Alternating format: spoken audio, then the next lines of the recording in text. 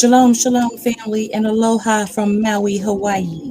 This is your sister Chaya with your Melchizedek news headlines for Wednesday, April 22nd. I pray that you are all well and welcome to the Melchizedek Network, the network that represents for the true Messiah.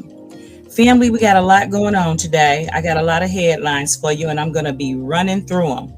First, I'm going to start with the weather because, yes, there are more tornadoes and storms on the way for a big portion of the country. And I want to talk about these so-called wildfires down there in Florida and Georgia.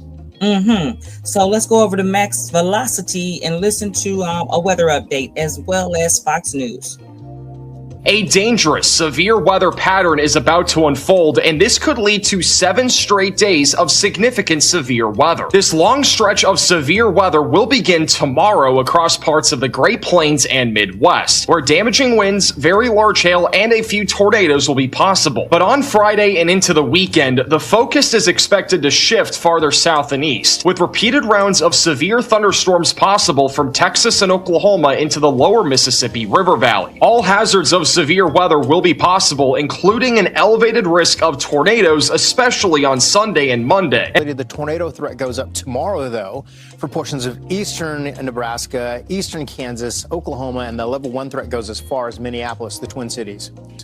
Yeah, and it looks like these tornadoes could be very powerful. Storm Prediction Center highlighting that they could be an EF2 or stronger. I want to talk about these so-called wildfires that are currently burning in Georgia and Florida. Oh, yeah, it's well over 100 fires. And I'm saying that I smell something suspicious going on. Take a listen. Breaking news this morning, a wildfire has destroyed dozens of homes in Brantley County, Georgia. In Florida that have severely disrupted Amtrak's rail service through the area. Amtrak says at least 3 different train routes were affected, stranding hundreds of passengers, some more than 30 hours. 232 passengers on this train, and they just had a terrible experience. Many of them told me they aren't able to fly, and now they're worried about the length of time that a bus would take. They just don't know what to do. They don't know how they're going to get home. I feel very trapped. You don't abandon your passengers. You don't do that. People on board Amtrak 98, the Silver Meteor, stir crazy after 24 hours on board a train to nowhere. I'm sorry, I'm emotional. The train left Miami at 7:05 a.m. Sunday and was supposed to reach New York around 11 a.m. today. Instead, the train ran into a wildfire by the line between Clay and Putnam counties. Passengers were stuck in the middle of the woods, about a half mile from the nearest station. Toilets overflowed, water and food started running low, people ran out of medication. Paramedics came on board to tend to a woman complaining of chest pains. It's a horrible situation. Finally, the train made it back to DeLand, where some people got off. Some met with family members who'd been waiting on them. Stepped in the car with a baby. They're camping out. Amtrak says it'll refund passengers and give them travel vouchers. A lot of people said they wanted to just hop off the train and hoof it to the nearest station or catch an Uber from wherever they were able to hit the road. But the Federal Railroad Administration says they can face felony charges if they do something like that. So many chose to stay on board. Listen here, Amtrak. Nobody wants your travel vouchers after a situation like this. This is totally unacceptable. People want accountability, not a travel voucher. And listen up, brothers and sisters. When things seem fishy and you're stranded on a train and hours go by, it's time to make another plan. Plan B. You know, forget what's on the books talking about, oh, you can be charged with a felony if you leave the train. I call BS. Yes, I said it. Wildfire danger is escalating across the southeast as drought conditions dry out vegetation, helping fires to spread quickly. Several large fires in Georgia, Florida, and Tennessee are already forcing evacuations, destroying homes, and creating heavy smoke that's reducing visibility on major roads. Meanwhile, while that's going on, let me get you up to date with what's going on in the Middle East with Iran. You know, they've been putting out these little Lego commercials left and right. I mean, it's just straight theater, family. As I always say, the world is a stage. We are watching theater here. They don't have me fooled. What about you, brothers and sisters? Breaking news out of the Middle East. Iranian state media claiming the country attacked 3 ships in the Strait of Hormuz, and 2 of the vessels are apparently now in the control of the Iranian Revolutionary Guard. This is Axios reports that President Trump is giving Iran 3 to 5 days to unify behind a ceasefire counteroffer. That's getting their side on the same page, let alone getting us on the same page with them. Don't believe none of it, brothers and sisters. Remember, when they say peace and safety, we know what the scriptures say. Meanwhile, the U.S. government is trying to buy Spirit Airlines. That's right. Spirit Airlines is going through financial difficulties, and it's been said that the U.S. government may have a vested interest in buy it for $500 million. You know, I was thinking about that. I was like, that's interesting. They're going to buy Spirit Airlines. They'll probably rename it and put probably dark in front of Spirit. So then it'll be Dark Spirit. I can see that. Take a listen. The federal government might be swooping in to save the day for Spirit Airlines. According to a source familiar with the matter, the Trump administration is working on a financial package for the carrier as it tries to emerge from bankruptcy. A source familiar with the matter tells NBC News it would be $500 million, and it's expected to be finalized soon. In return, the government could possibly own up to 90% of Spirit in the future. This comes as the budget airline faces serious financial trouble, with concerns it could shut down if it doesn't get help. Meanwhile, tonight it's another turbulent twist for passengers already dealing with the double blow of higher airfare and increased bag fees. Airlines slashing routes. Delta, now the latest major carrier to join the list, cutting some flights for 3 months from busy hubs like JFK, Boston, and Detroit. Jet fuel's sky-high jump linked to the conflict in the Middle East appears to be taking a toll at home. Why are airline tickets so expensive right now? I'm like, should I hold off on buying flights? Are things going to get better? Confusion for consumers over costs and routes, as Delta says in part it routinely adjusts its network as part of its normal planning process and evaluates a range of factors when making these decisions. It's all going down real fast, brothers and sisters. Meanwhile, guess what? IHOP is now offering oxtails on the menu. Yes, I said it, oxtails. How did they know that we wanted oxtails? Keeping people on a low vibration with all this foolishness and unhealthy eating. Take a listen. It looks like an AI prank or a joke, but it's real. Wait, IHOP is serving oxtail? 5 IHOPs in the Bronx have become the first in the country to put oxtail on the menu. Just pour the gravy on it. It's IHOP, International House of Pancakes. What are we doing? Put things where they belong. You don't make an apple and orange. Orange is an orange. The idea came from Chef Corey Lawrence back in December, hoping it would boost business while fitting in with the area. The biggest thing everyone wanted to know, it's got to be a Jamaican guy cooking the oxtail because, IHOP doesn't know how to cook oxtail. And yes, it was a Jamaican guy. So it's seasoned properly. Right now you can get the oxtail in 3 different dishes. There's, of course, your classic omelet. Then maybe for more of a lunchtime, you got your quesadillas or a taco option. And in case you were wondering, no, you do not have to go through all the work of actually getting the meat out of the bone yourself. We're basically just playing off of what we do already. Omelets is kind of our thing. Pancakes is our thing. We just added our little Bronx twist to it. Whatever questions people had, I have to see. I got to get some other people's opinion first. It seems like a hit. Pleasantly surprised. We have had customers that purchase one omelet and then they turn back around and take another one to go. Lawrence says they've even sold out a few times. A lot of people don't even know what oxtail is, but this is it's just a Bronx thing. And yesterday, Cardi B wrote on Instagram that she'd give it a try. We wanted something that resonated with the community, and seeing authentic leaders within the community reaching out, being like, hey, we want to be a part of this, means so much to us. Mission accomplished. That's all we can say. Meanwhile, new at 6, an employee at Burger King in Greece was caught pouring gallons of grease down a storm sewer.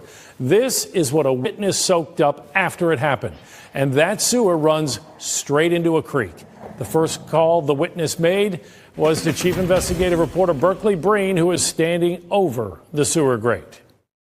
The witness was parked at the drive-through window when he says he saw 2 employees carry out grease and oil pans, and he used his camera to capture them pouring it into that sewer. Right over here is the sewer drain. You could obviously see now how much oil's splattered around the area. Monday evening, Doug Bates took these pictures of a Burger King employee pouring the oil into the sewer. He returned Monday night. That's all oil. Then he used a handful of paper towel. Let's take a look at this. But as you drove by right through here, you could just smell the nasty, dirty, used oil. Family. While we're busy eating oxtail omelets over at the IHOP and unhealthy Burger King, becoming all obese, we got robots over here in China outdoing humans and winning marathons. Yes, robots winning marathons.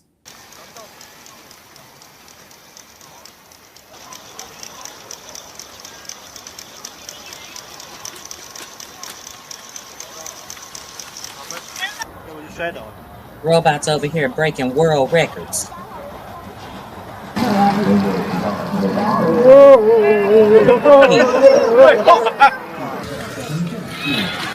As you can see, they're flawed as well, even though man thinks his technology is foolproof. I got some footage right here of a robot that did a major crash and they had to go take him away in a stretcher. Check this out, family.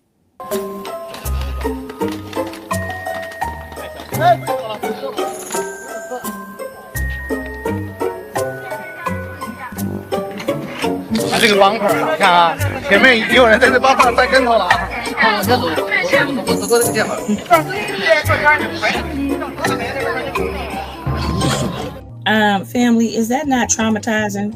Okay. They had to send 911 to get the robots. I tell you, boy, this place is bizarro world. We are living in the Matrix for sure, brothers and sisters.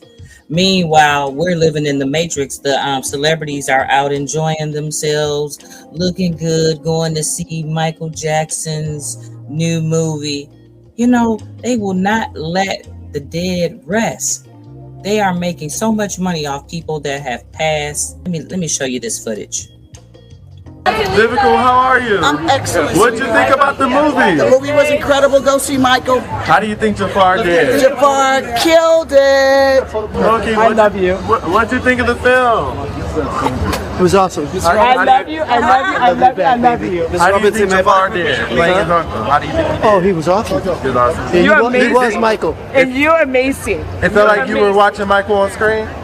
Huh? It felt like you were watching Michael in that. He was Michael, man. I love your outfit, by the way. Thank you. You pulled out your best Michael fit. How was the movie? Amazing. I love Everybody was fantastic. Jafar is a star. Nia, Combs. I mean, everybody. How did Jafar do? You know, He did amazing. Okay. He channeled Michael. Really? Yeah. I'm sure he did. Meanwhile.